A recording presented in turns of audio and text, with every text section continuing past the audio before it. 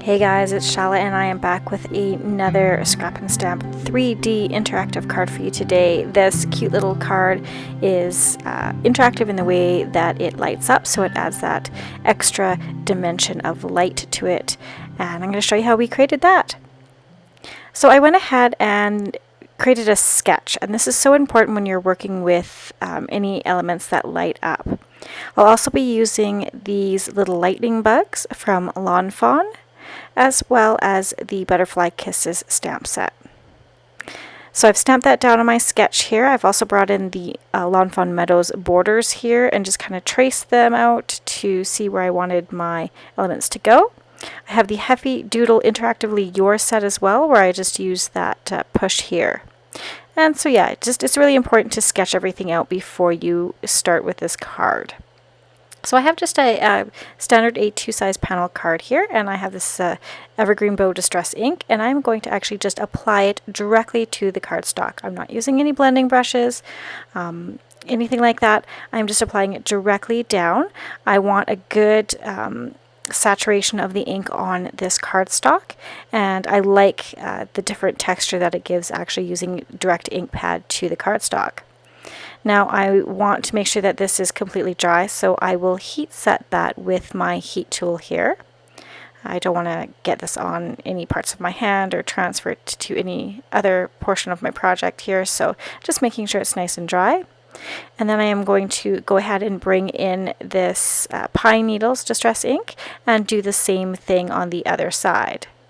So it's just a darker green here, again direct to paper with this ink cube, which creates great texture and dimension in that inking.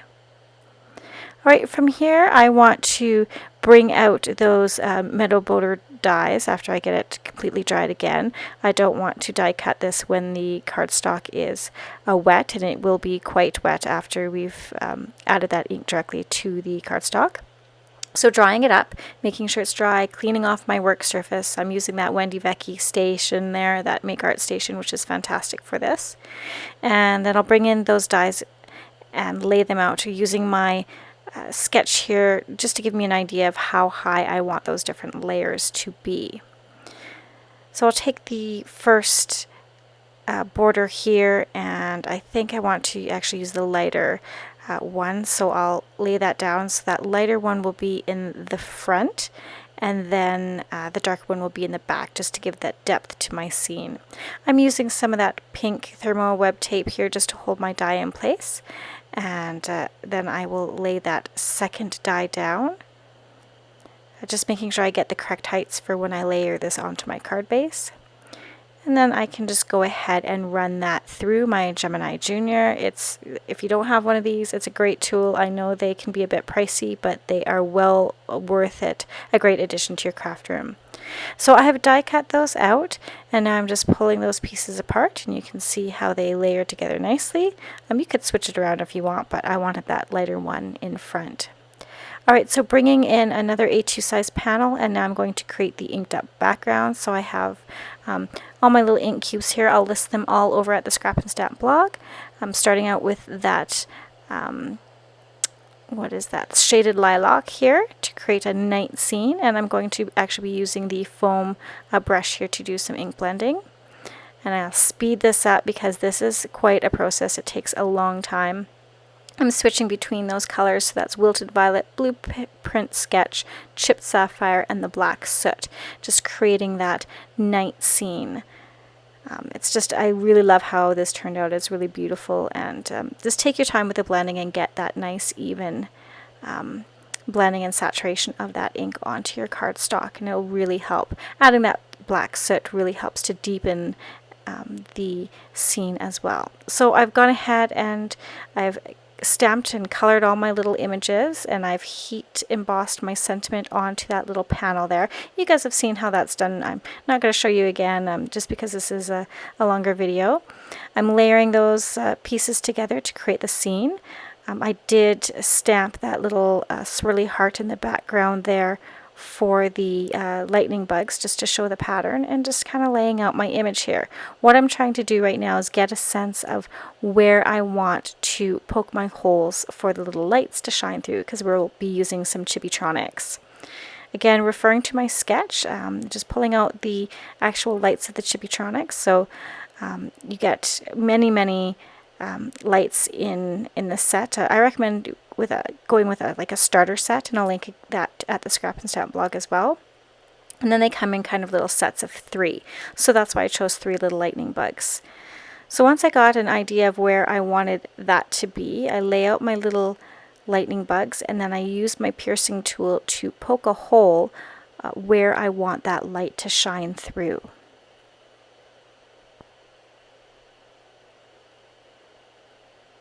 And then that will allow me to have that light peek through. I'm also using my pencil to mark on the back of that card panel that will be adhering this to. That'll tell me where I need to adhere the Chibitronic lights. Alright, so what I want to do is I want to go ahead and kind of circle those just so they stand out for me, because they are kind of light. It makes it easier for you to see as well on the camera here. You need a 3-volt battery, and I need to also decide where this is going to lay. So that's where you will actually push to get the element to light up. So I'm just going to trace a circle around that battery so I know where to place it. Alright, so now what we're going to do is we will bring in these little lights here. They are triangle shaped. There's a positive and a negative side to these. That's really important to make note of. They all have to be facing the same way. And so this just gives me an idea of where to lay the copper tape, and that tape is what's going to conduct the electricity from the battery through to the lights to light them up. So I'm just sketching here where that tape needs to lay down. I also need to create like a little element here that will connect the copper tape to the battery, because I don't want this to be on all the time. I want it to be when the recipient pushes a certain portion of the card for that copper tape to connect with the battery and then light it up. So I'm just using a scrap piece of paper here, laid it over top of where I want my battery to lie, and then I'm going to just trace a circle there and finish drawing in the lines of where I need to be laying that copper tape. Now it's really important, these lines need to be close enough together to connect with the light portion itself, but not too close that they connect to each other. That's a little hard to explain, but you'll see as we go along. So I did mark the little plus sign, the positives of where the positive portions of those lights need to go. I have pulled quite a bit of length of copper tape here, and I'm actually cutting it in half. This is a great way to get good use out of your projects. It lengthens the use of this copper tape in terms of not having to use so much of it. I could extend the use in terms of I don't have to use as much. So it also helps in small projects like this. You don't want a really big thick piece of copper tape. Now this copper tape is very sticky, and it can be very fragile in terms of sticking to itself. So you have to kind of go slow and only peel back little bits of that release paper at a time. I've made the mistake many times of ripping the entire piece of release paper off, and then it gets all tangled up and bunched up. It's very thin, and it can be very frustrating. When you get to a corner, you're actually going to pull the tape back in the opposite direction that you want to go, and then fold it back down on itself. That helps you get kind of a nice, neat corner when you're working with this. Now, I did draw my line a little too close. I have to kind of make it bow out a bit so that it can go onto that little piece of paper there, little mechanism that we created. So I'm just kind of circling it around. I could have done a hard corner, but I wanted to try and round it out best I can. And then you can just rip it off with your fingers. Right, and I'm just burnishing that down with my finger and my fingernail there. You want a good connection on the cardstock and on that flap. All right, and then I'm going to go ahead and do the second parallel layer of the copper tape. Now I'm trying to figure out how close I need to get to that corner. That was a really tricky corner that I left myself. I probably should have maybe had that mechanism or the battery on the bottom right hand corner, and then I wouldn't have had it so close, but that's okay. I do manage to make it work. So again, only releasing just a little bit of that release paper at a time, making sure that you are laying it close enough to that top piece of copper tape, but not too close that they touch, because if they touch, that ruins your connection. This is back to science class, right, with circuits, so I had to kind of remind myself of that. I should have had my son do this for me. He's really good with them. So just laying it all the way down and making it sure it goes to the middle of that circle of where our battery is going to lie. Now I did want to extend this just a little bit on the left hand side to make sure that I had enough connection when I laid down that first little triangle Chibitronic here. Using my reverse tweezers, that really helps to lay this in place. And you'll see the little strips at the top and bottom of that triangle piece. Those are what have to connect to the copper wire to help with that connection. So you can see there, it's a little tricky. I need to make sure that little light is pressed down well enough on that copper tape to get the connection.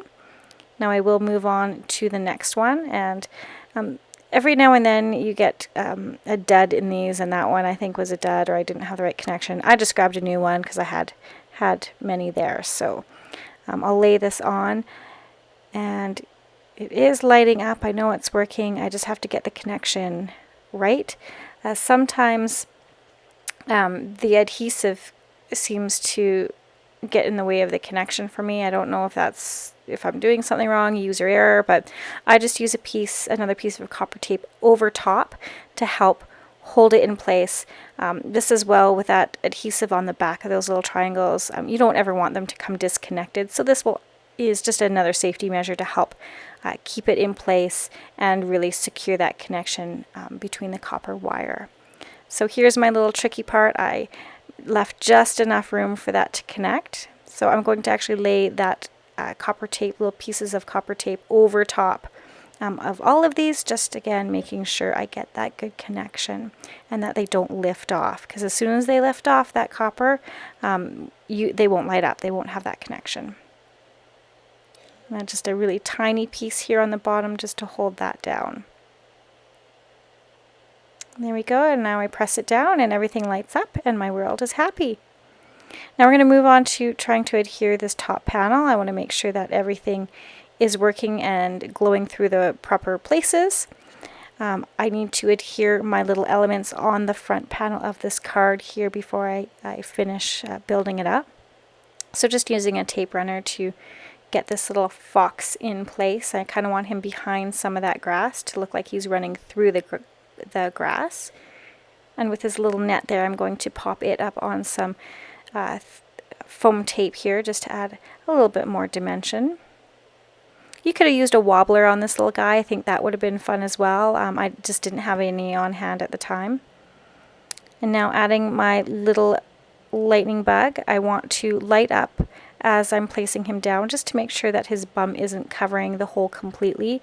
You do want to have a little room for that light to shine down through it. So it's kind of a little trial and error. Once you start making these, you'll understand what I mean. But if you place it right over top, the light can't shine through because it's either being impeded by that foam tape, or it's just not enough light can shine through that cardstock. So I'll go ahead and finish adhering down these cute little fireflies, again with some small pieces of foam tape here, making sure that I don't have them too close to the little bum part. And then my last little one. So I have two that are kind of flying away from the scene, and then that one little guy who was flying around to make that heart. And he's looking directly at us. I think it's so sweet.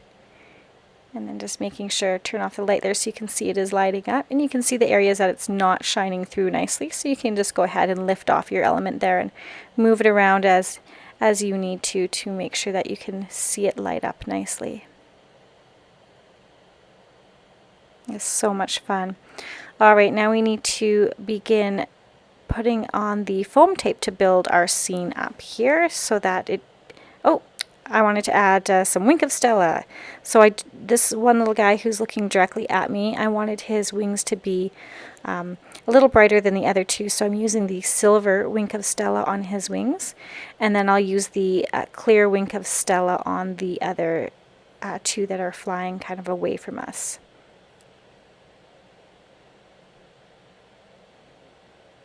So once I get that done, and I add it to the net as well, just to give it a little bit more sparkle. And this cute little bear who's watching everything kind of happen there, I want to put him on that bottom right-hand corner there. So sweet, love that. And I used some liquid adhesive, I believe, on the back of him. Alright, now we need to add our foam tape, and I was going to originally put it on the back of this panel, and then I realized, I can't do that. I need to make sure it's not laying on top of my copper tape and impeding our lights. So you actually have to adhere your foam tape down onto where your circuit is. And you've seen how we build up a card. I'm going to just lay these two pieces together, just giving that extra dimension to the foam tape, just doubling it up. I go through and build like a little base for my battery there. I put a small piece underneath just so it doesn't slide out of the card. And then making sure that when I press, everything still lights up nicely. I did fold over the corner of that piece of paper to make sure that copper tape was directly connecting with that battery. And that'll give us the good connection that we need. I'm going to trim off a little bit of this paper because it is laying over top of our foam tape there, and we don't want that. And then just taking off the release paper.